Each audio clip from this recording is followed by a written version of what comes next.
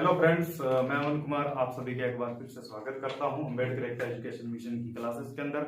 हम world geography की series को आगे बढ़ाते हुए अगली वीडियो लेकर आए हैं जिसमें हम सूर्य के बारे में पढ़ेंगे। और इससे पहले मैं 2 क्लासें लगा चुका हूं और काफ़ी समय के बाद मैं ये तीसरी क्लास लगा रहा हूँ, क्योंकि जो ऑफलाइन क्लासेस हैं उसमें व्यवस्था ज़्यादा थी मेरी, तो मैं लगा नहीं पाया क्लासें। ठीक है, अब मैं लगातार आगे रिकॉर्ड करूँगा।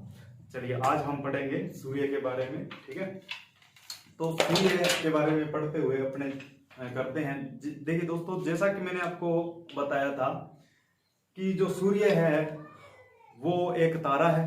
ठीक है, ये हाइड्रोजन के बादलों से बना था। ठीक है, और ये चीजें हम पहले कर चुके हैं तो उस पर ज्यादा चर्चा नहीं करेंगे। चलिए, आज सूर्य के बारे में पढ़ते हैं। सूर्य जो हमारे सौरमंडल का हिस्सा है, हम जिसको सौरमंडल कहते हैं, इसका जो परिवार है उसको सौरमंडल कहते हैं। ठीक है, सूर्य के बारे में पढ़ते हैं। देखिए, जैसा कि आप देख रहे हैं, सूर्य है वो एक मध्यम आयु का क्या है, तारा है। ठीक है, मध्यम आयु का तारा है। तारों की हमने 3 अवस्थाएं मुख्यतः पढ़ी थी। एक तो वो थी जिसके अंदर तारे का एक जन्म होता है, फिर मध्यम आयु आती है ना, और उसके बाद क्या है वो अपने अंतिम समय पर आता है। तो 3 ये अवस्थाएं थी। देखिए, जब ये जन्म लेता है तो उसको कहते हैं भ्रूण तारा, है ना, भ्रूण तारा या फिर आदि तारा बोलते हैं, है ना। ये हम पढ़ चुके हैं गैलेक्सी वाले मुद्दे में। और उसके बाद इसकी मध्यम आयु आती है, मध्यम आयु आती है। यहाँ पर ये नारंगी कलर का होता है। क्या, किस कलर का होता है? नारंगी कलर का, हमने पढ़ा था ना, नारंगी कलर का। तो ये मध्यम आयु का है। तो हमारा जो सूर्य है इसी आयु का है ना, जो मध्यम आयु है इसी आयु का हमारा ये सूर्य है। ठीक है, अंतिम अवस्था जो पढ़ी थी हमने वो पढ़ी थी कौन सी? रेड जायंट, रेड जायंट, है ना, लाल दानव, जिसको लाल दानव बोलते हैं। ये अंतिम अवस्था होती है किसी भी तारे की। तो अभी जो हमारा सूर्य है वो मध्यम आयु में है। ठीक है,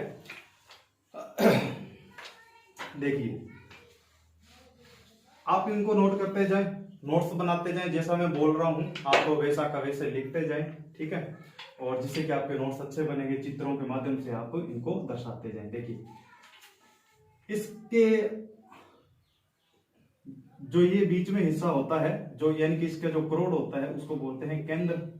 ठीक है, ये पूरी तरह से हीलियम से बना होता है। किससे बना होता है? हीलियम से, है ना। इसमें यदि मैं कहूं कि 90% हीलियम होती है ना, 90 क्या, इससे भी ज्यादा हीलियम होती है, पूरी तरह से हीलियम का होता है इनके करोड़ के रूप में। और अत्यधिक तापमान होता है, इसका तापमान बहुत ज्यादा होता है, क्योंकि हाइड्रोजन से हीलियम में परिवर्तित हो चुका है। और इसका क्योंकि ये मध्य में है और इसका तापमान बहुत ज्यादा सिकुड़ा हुआ, और इसका तापमान बहुत ज्यादा, इससे क्या है वो बढ़ गया है। देखिए, इसका तापमान कितना है? इसका तापमान 15 मिलियन डिग्री सेल्सियस है। देखिए दोस्तों, सोच के देखिए आप, 15 million degree Celsius.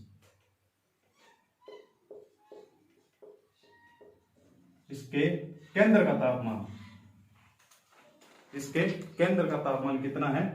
15 million degree Celsius इसके केंद्र का तापमान है। ठीक है, देखिए, उसके बाद होता है इससे ऊपरी परत। देखिए, ये परतें हैं, है ना, ऐसे परतें हैं। देखिए 1 2 3, ये केंद्र मान लेते हैं, ऐसे परतें हैं।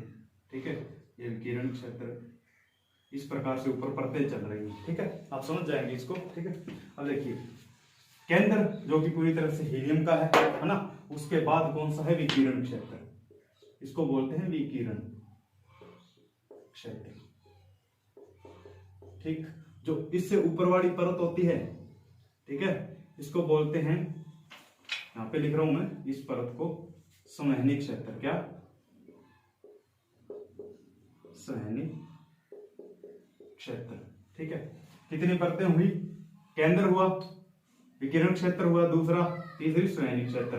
देखिए, सूर्य का वह भाग, देखिए, किसी भी गेंद के ऊपर वाला हिस्सा जो हमें दिखाई देता है, गेंद आपने देखी होगी। ठीक है, ऊपर हिस्सा जो हमें दिखाई देता है ना, जो ऊपरी परत है जो हमें दृष्टिगोचर हो रही है, ठीक है, उसको बोलते हैं फोटोस्फीयर। क्या बोलते हैं उसको? हिंदी में बोलेंगे प्रकाश मंडल, प्रकाश मंडल। इंग्लिश में बोलेंगे उसको फोटोस्फीयर। ठीक है, यानी कि जो हमें हिस्सा ऊपर से दिखाई दे रहा है ना, जो ऊपर से हिस्सा दिखाई दे रहा है, जो परत ऊपर से दिखाई दे रही है, उसको क्या बोलते हैं? प्रकाश मंडल या फोटोस्फीयर बोलते हैं। ठीक है, इससे पहले ये स्थितियां आपने जान ली। ठीक है, अब देखिए जो ऊपर वाला हिस्सा हमें दिखाई दे रहा है, फोटोस्फीयर दिखाई दे रहा है। ठीक है, इसमें अत्यधिक क्या होती है? हाइड्रोजन होती है। ठीक है, इसमें सबसे ज्यादा क्या होती है? हाइड्रोजन होती है। फोटोस्फीयर में सबसे अधिक क्या होती है? हाइड्रोजन, सबसे अधिक हाइड्रोजन होती है। ठीक है, देखिए सूर्य की जो आयु है, ठीक है, अब सूर्य की आयु 4.7 अरब वर्ष है। अरब वर्ष है। हमारे सूर्य की आयु कितनी है? 4.7 अरब वर्ष है। ठीक है, अब देखिए हम बात कर रहे थे प्रकाश मंडल की। ठीक है, जो हिस्सा हमें दिखाई देता है। अब इसमें क्या होता है? कहीं कहीं ऋणात्मक हाइड्रोजन होते हैं। क्या होते हैं? कहीं कहीं ऋणात्मक हाइड्रोजन होते हैं। ऋणात्मक आप धनात्मक तो हाइड्रोजन समझते होंगे। जहां पर ऋणात्मक हाइड्रोजन होते हैं, सॉरी, जहां पर ऋणात्मक हाइड्रोजन की कमी हो जाती है। देखिए वैसे तो दोनों ही होते हैं, हाइड्रोजन धनात्मक हाइड्रोजन और ऋणात्मक दोनों प्रकार के होते हैं। लेकिन जहां पर क्या हो जाती है?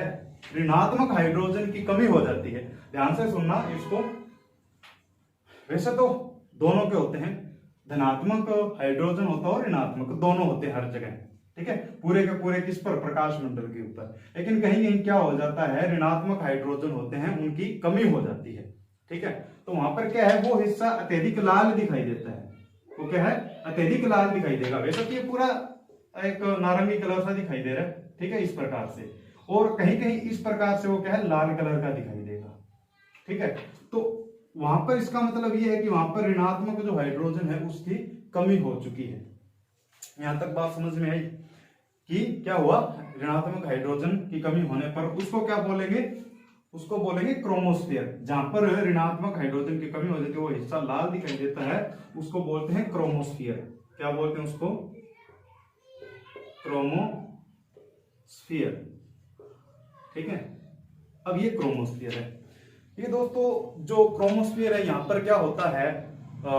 ज्वालाएं उठती रहती हैं। क्या उठती रहती हैं? ज्वालाएं इस प्रकार से उठती रहती हैं और तीव्र प्रकाश उत्पन्न होता है। ठीक है, अब तीव्र प्रकाश जब उत्पन्न होता है,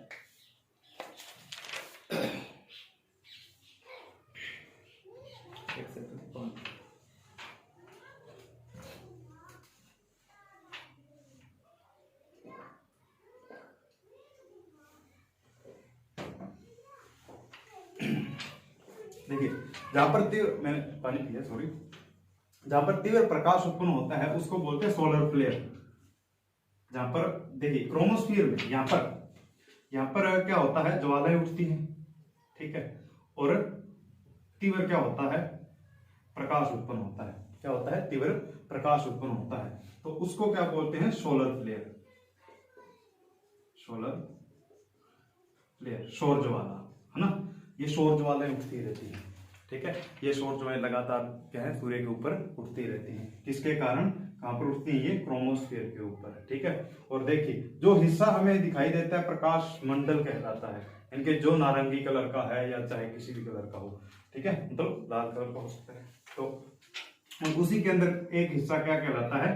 क्रोमोस्फीयर कहलाता है। क्रोमोस्फीयर के अंदर क्या उठती हैं? सौर ज्वालाएं उठती हैं। ठीक है, और देखिए जो सौर ज्वालाएं होती हैं, इनमें से कभी कभी क्या है? इसकी जो हवाएं हैं या ज्वालाएं हैं, इसके सूर्य के गुरुत्वाकर्षण बल से क्या है? बाहर चली जाती हैं। ठीक है, क्या होता है? सूर्य के गुरुत्वाकर्षण बल से क्या हो जाती है? ये बाहर निकल जाती हैं। तो ये क्या करती है? फिर दूसरे ग्रह हैं उनकी तरफ चल देती हैं, है ना? ये थोड़ा मिटा दूं मैं, थोड़ा, है ना? आपने नोट कर लिया होगा। अगर नोट नहीं किया तो वीडियो को पीछे बैक करें और नोट करते जाएं। ठीक है, अब जो ये ज्वाला निकली है, ये दूसरे ग्रहों की तरफ चल देती है ना? ठीक है, इनकी तरफ, इसको बोलते हैं सोलर विंड। सोलर विंड, है ना, किसकी तरफ, ग्रहों की तरफ चलती है। तो ये सोलर विंड क्या करता है, इनके जो पास वाले ग्रह हैं उनके जो वायुमंडल है उसको वो क्या कर देता है, नष्ट कर देता है, या फिर हम कह सकते हैं कि उड़ा देता है उसको। ठीक है, अब देखिए एक और दूसरी बात मैं बताता हूं, यहां से निकलने वाले विकिरण, ठीक है, और दूसरी जो तरंगे हैं कहां से, सूर्य से, ठीक है, वो क्या होती हैं, कभी कभार जो पृथ्वी हमारी है, ये पृथ्वी मान लेते हैं, ये पृथ्वी मान लेते हैं, वो पृथ्वी की तरफ चल देते हैं, वो विकिरण है, ठीक है, या इसकी तरंगे हैं, ब्रह्मांडीय तरंगे वगैरह हैं, वो पृथ्वी की तरफ चलते हैं, और ज्यादातर ये कहां चलते हैं, ध्रुवों की तरफ आते हैं। जब ये ध्रुवों की तरफ आते हैं, ठीक है ना, जो विकिरण वगैरह है ध्रुवों की तरफ आते हैं पृथ्वी के, तो पृथ्वी के वायुमंडल के साथ क्या होता है, इनका घर्षण होता है, वायुमंडल के साथ क्या होता है, इनका घर्षण होता है। उस घर्षण से क्या होता है, तीव्र प्रकाश उत्पन्न होता है, उससे क्या होता है, ध्रुवों पर क्या होता है, अब देखिए ध्रुवों की तरफ आ रहे हैं ना, तो यहां पर क्या होगा, प्रकाश उत्पन्न होता है, तीव्र प्रकाश उत्पन्न होता है, ठीक है। जब ये तीव्र प्रकाश उत्पन्न होता है इसको बोलते हैं अरोरा लाइट। क्या बोलते हैं, इसी को बोलते हैं अरोरा लाइट, ठीक है, इसको बोलते हैं अरोरा लाइट। और ये ज्यादातर कहां पर जाता है, प्रकाश उत्पन्न होता है ध्रुवों पर। देखिए ध्रुवों पर ही क्यों होता है, पृथ्वी के दोनों ध्रुवों पर चुंबकीय क्षेत्र अत्यधिक है। आप समझे इसको, पृथ्वी के दोनों ध्रुवों पर क्या है, चुंबकीय क्षेत्र अत्यधिक है, चुंबकीय क्षेत्र।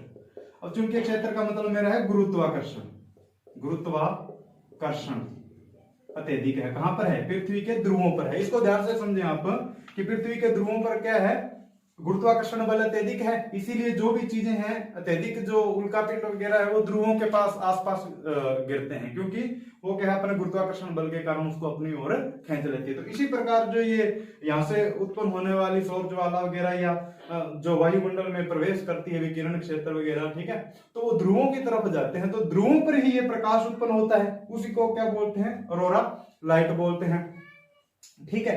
अब देखिए, अब आपको एक बेसिक बात बताता हूं, ये ध्रुवों पर ही चुंबकीय क्षेत्र अत्यधिक क्यों है, बल्कि पृथ्वी पर बराबर होना चाहिए ना, गुरुत्वाकर्षण तो बल बराबर होना चाहिए, अत्यधिक यहां पर क्यों है। देखिए ये माना गया है कि जो पृथ्वी है वो थोड़ी सी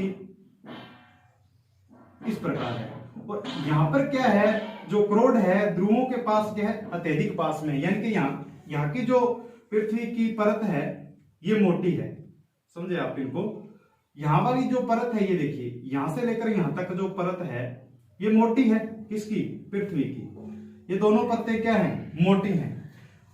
ये क्रोड के कारण ही क्या होता है, गुरुत्वाकर्षण बल होता है पृथ्वी के क्रोड के कारण, ठीक है। तो ये क्रोड क्योंकि इस परत से दूर है, इन दोनों परतों से, यहां से यदि मान लीजिए यहां पर कोई वस्तु है, आप हैं मान लीजिए, ठीक है, आप यहां पर हैं, आप क्या है, क्रोड से भी उतनी दूर है। अब क्रोड से दूर हैं, ठीक है, क्रोड से दूर हैं, तो आप पर गुरुत्वाकर्षण बल भी कम लगेगा।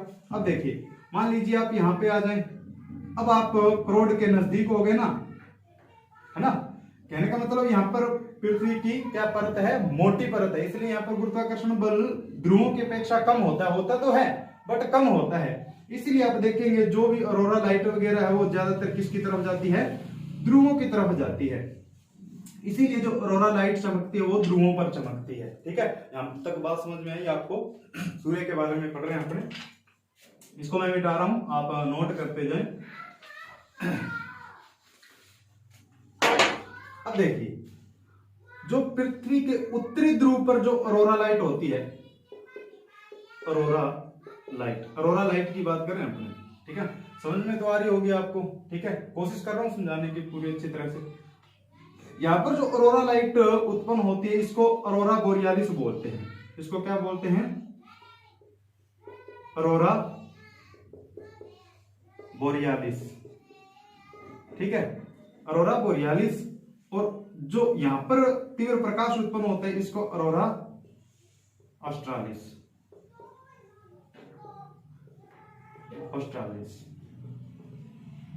ठीक है, यहां तक बात समझ में आई। यानी कि जो उत्तरी ध्रुव पर प्रकाश उत्पन्न हो रहा है उसको तो अरोरा बोरियालिस बोलेंगे, जो दक्षिणी ध्रुव पर प्रकाश उत्पन्न हो रहा है उसको क्या बोलेंगे, ऑरोरा ऑस्ट्रालिस। यहाँ तक बात समझ में आ जानी चाहिए, ठीक है। मैं इसको मिटा रहा हूँ।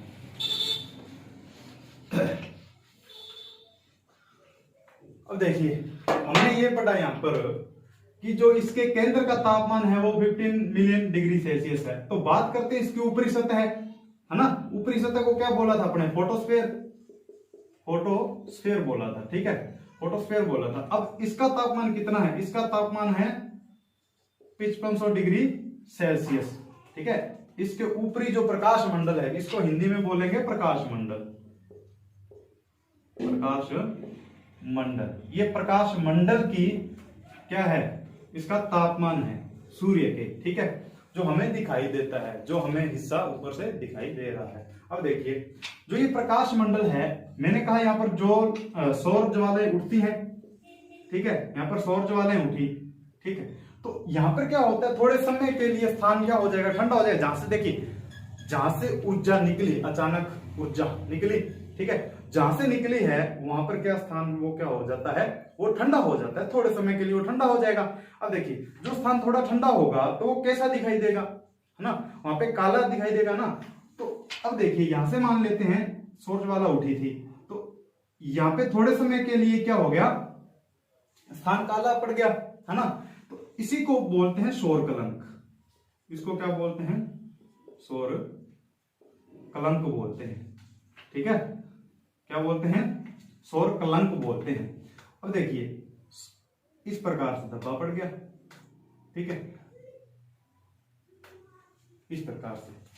अब आप समझ गए होंगे, ठीक है, कि सौर कलंक क्या होते हैं? इनके ज्वाला निकली, वहां से स्थान ठंडा हुआ और वो क्या हो गया? सौर कलंक की तरह दिखाई दिया। इनके कलंक काला टिक्का, है ना, सौर धब्बा भी बोलते हैं इसको, ठीक है।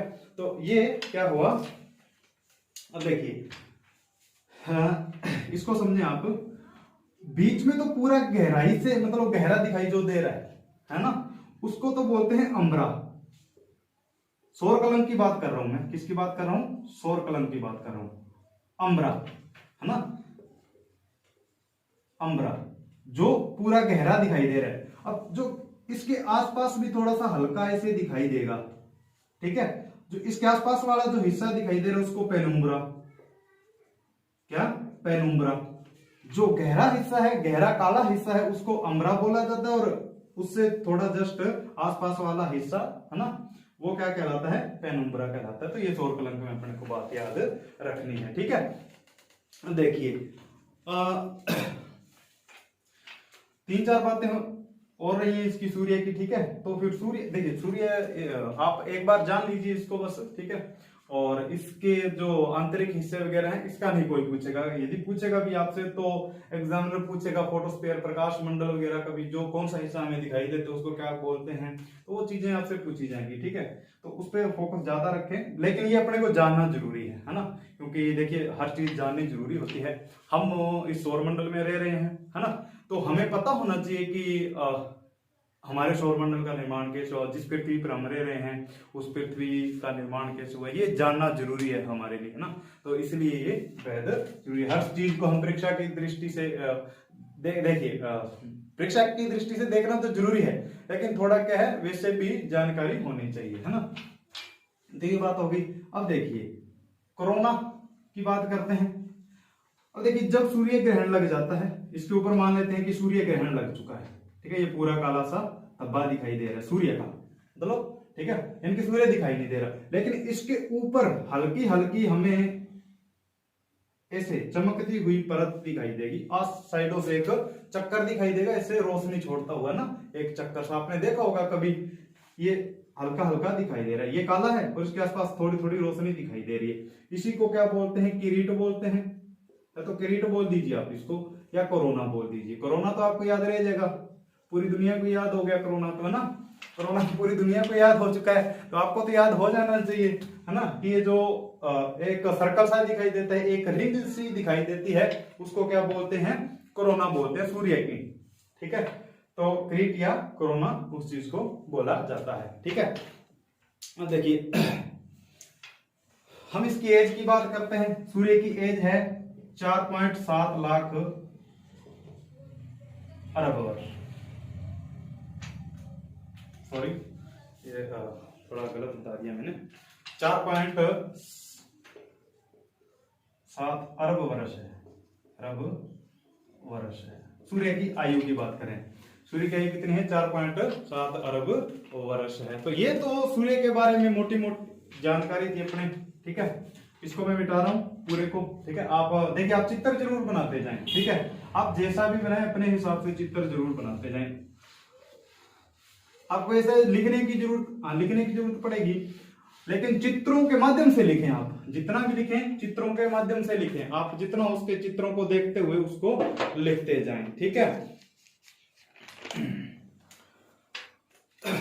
अब अपने बात करते हैं इसके ग्रहों की, ठीक है। सूर्य के बारे में कर चुके हैं, सूर्य के बारे में इतना बहुत है, अपने जो जानकारी ली है वो इतनी बहुत है। इसके फोटोस्फीयर, ठीक है, क्रोमोस्फीयर, इसकी आंतरिक संरचना, इसका तापमान, इसकी आयु, ठीक है, और क्रीट यानी कि कोरोना, है ना, कोरोना, सौर कलंक, यही चीजें पूछी जाती हैं। यदि उससे भी थोड़ा और जानना है तो थोड़ा मैं बता देता हूं, ठीक है, कि इसके अंदर क्या होते हैं, जो प्रकाश, जो चमकता हुआ प्रकाश दिखाई देता है वो छोटे छोटे कण होते हैं, है ना। जो प्रकाश के अंदर छोटे छोटे कण होते हैं, इस प्रकार से ये छोटे छोटे कण होते हैं। ये चमकते हुए जो हमें दिखाई दे रहे हैं नारंगी कलर के, ठीक है, इनको ग्रेनुला बोला जाता है, ग्रेनुला, ठीक है। ये सभी ग्रेनुला मिलकर आपस में, मतलब ग्रेनुला छोटे छोटे ग्रेनुला होते हैं, छोटे छोटे कण होते हैं, मैं कहूं आपको, ठीक है। वो चमक रहे हैं, है ना, वो चमक रहे हैं, वही हमें प्रकाश की तरह दिखाई दे रहे हैं। तो इसके अंदर छोटे छोटे ग्रेनुला है। तो ये हो सकता है पूछ लिया जाए, बट इतनी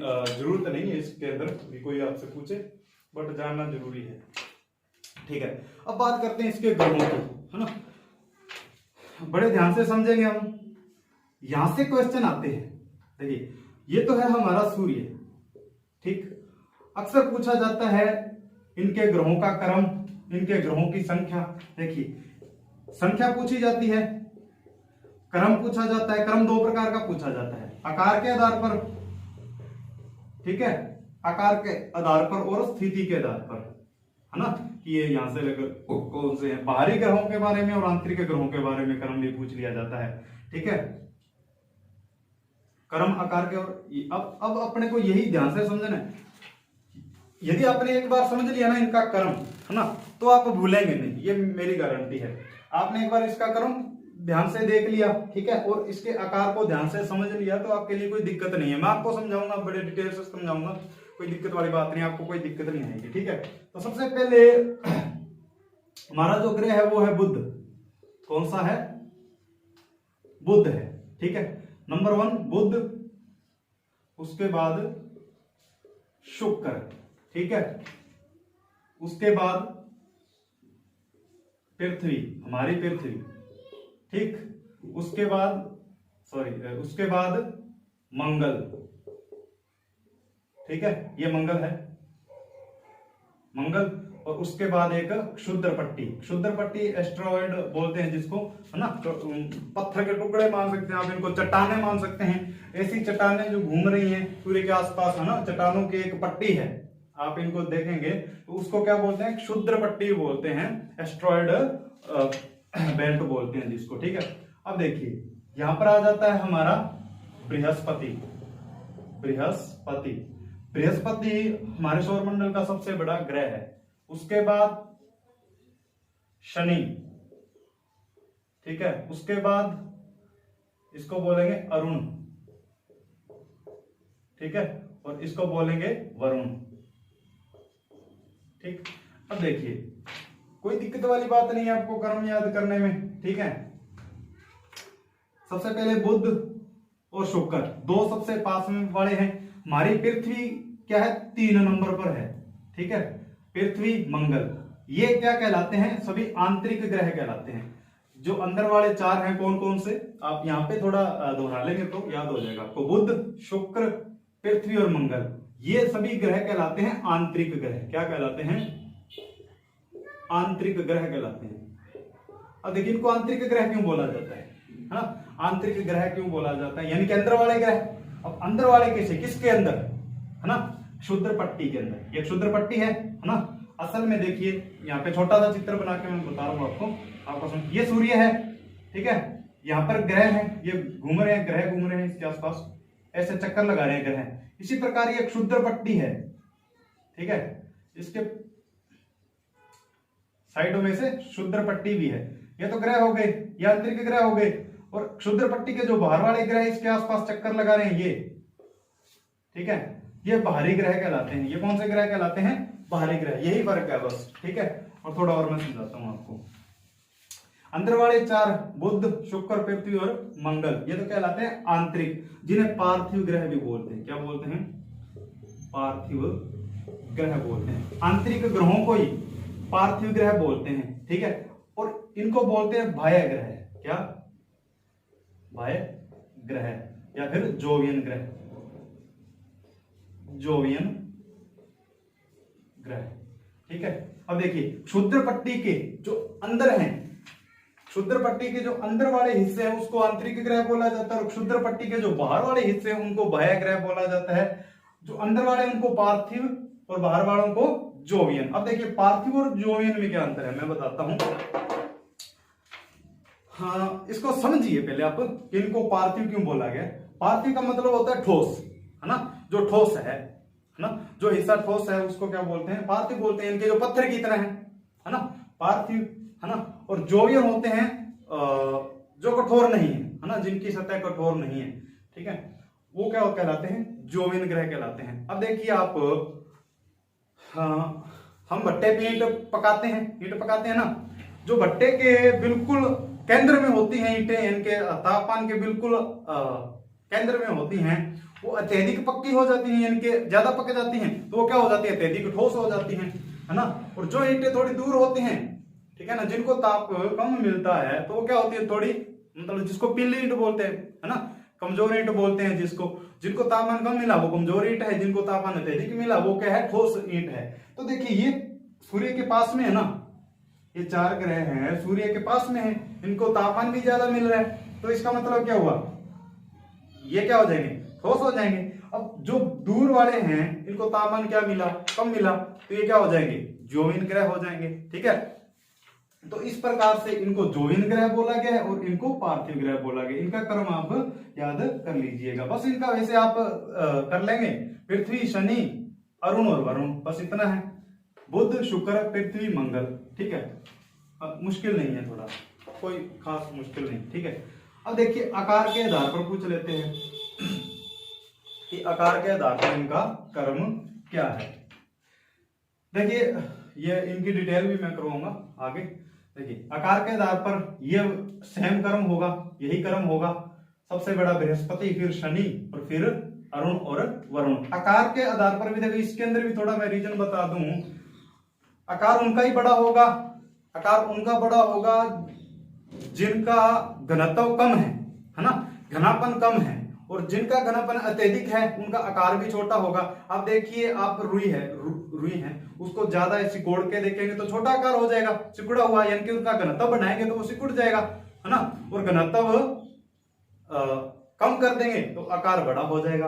अब जो पास वाले ग्रह हैं इनका घनत्व कम है, और जो दूर वाले हैं इनका घनत्व जो पास वाले हैं इनका घनत्व अत्यधिक है, और जो दूर वाले इनका घनत्व कम है, यानी कि घनापन इनका कम है। रीजन ये है कि इसकी जो सौर ज्वाला है, ये इसके जो मतलब आसपास वाली गैस से धूलकण वगैरह उसको उड़ा देती है ना। एक्स्ट्रा चीजें हैं उनको पास में जमने या रहने नहीं देती, क्या इसकी जो सौर ज्वाला है। लेकिन जो पास दूर वाले हैं वहां तक इसकी जो सौर ज्वाला है वो कमजोर हो जाती है, इसलिए दूर वाले वहां पर क्या हो जाता है? अत्यधिक धूलकण वगैरह उसके आसपास रहते हैं, तो वो थोड़ा घनापन कम रहता है, ठीक है। तो दोस्तों, मैं बाकी की क्लास में आपको कल लगाऊंगा, ठीक है, और उसके अंदर मैं आपको पूरे डिटेल से बताऊंगा हर एक बात। बुध की बात करेंगे, शुक्र की, और जो हमारे IAU है यानी कि इंटरनेशनल एस्ट्रोनॉमिक यूनियन है, उसने ग्रहों की क्या परिभाषा दी है, ठीक है, उसके आधार पर ग्रह कौन कौन से हैं, ठीक है, तो वो सभी चीजें पढ़ेंगे। और प्लेटो को ग्रहों की स्थिति से बाहर क्यों रखा गया वो सभी डिटेल में आपको मैं अगले आने वाली क्लास में बताऊंगा। तो आज के लिए इतना इतना ही, और बाकी अपने अगली क्लास में करेंगे। उम्मीद आपको क्लास पसंद आई होगी। यदि आपको क्लास पसंद आई है तो आप लाइक और सब्सक्राइब जरूर करें और सबको शेयर करें और उनको बताएं इस क्लासों के बारे में, जो कि वर्ल्ड जियोग्राफी है वो मैं आपको कंप्लीट करवाऊंगा। सभी बच्चों को बताएं, लगातार लगाएं और परीक्षा में अच्छे अंक लेकर आए। धन्यवाद।